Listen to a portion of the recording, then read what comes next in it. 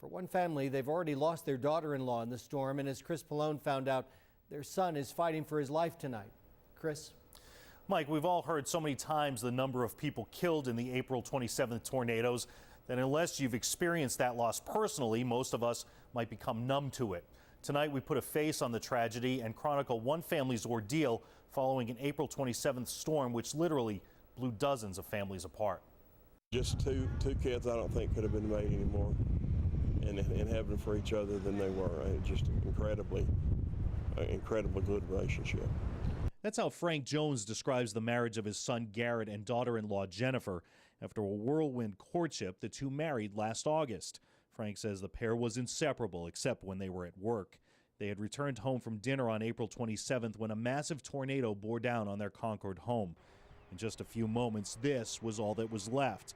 Garrett's brother Kevin found him clinging to life amidst the debris.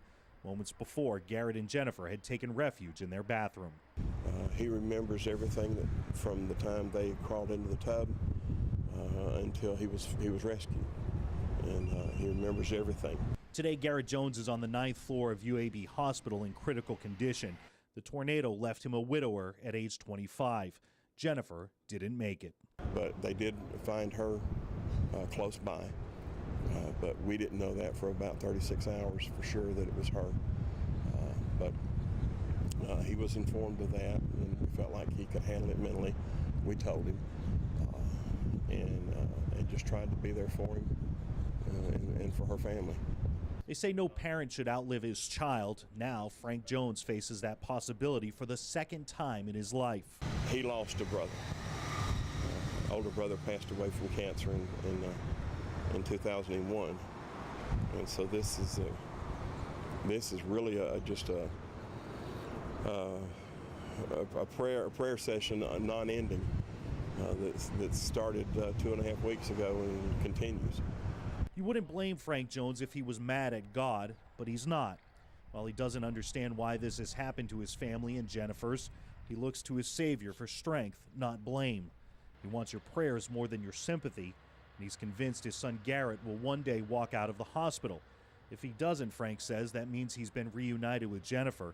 That would make him happy too. Maybe you can learn something from Frank Jones, Garrett and Jennifer, 3 names behind the numbers. God doesn't promise you tomorrow.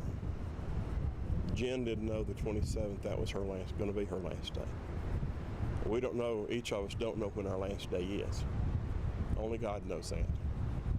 And just live the day like it is your last. Jennifer Jones will be laid to rest this Sunday while her husband Garrett continues fighting for life at UAB. The Jones family asks you to keep them in your prayers.